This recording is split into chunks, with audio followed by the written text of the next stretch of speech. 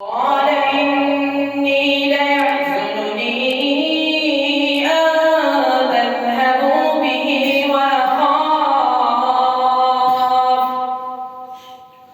وأخاف أن يأكله الذئب وأنتم عنه غافلون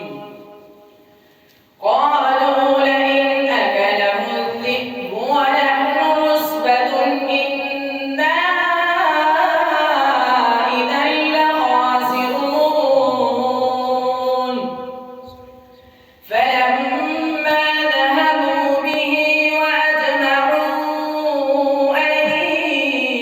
يجعلوه في غيابة الجب وألقوا في غيابة الجب يلتقط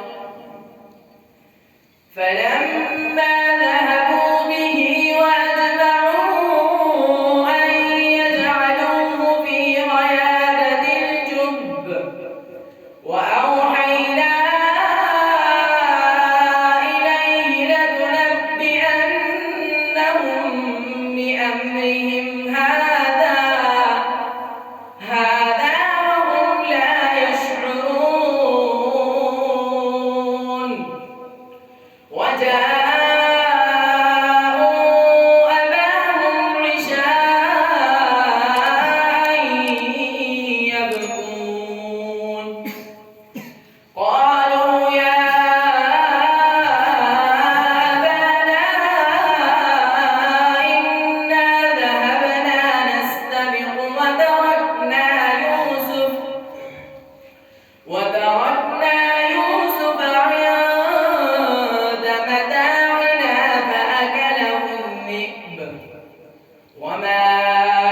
أنت بمؤمن لنا ولو كنا صادقين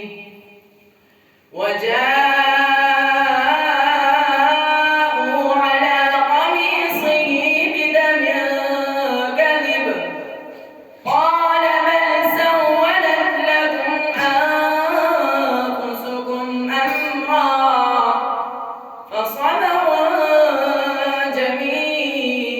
جميل والله المستعان على ما تصفون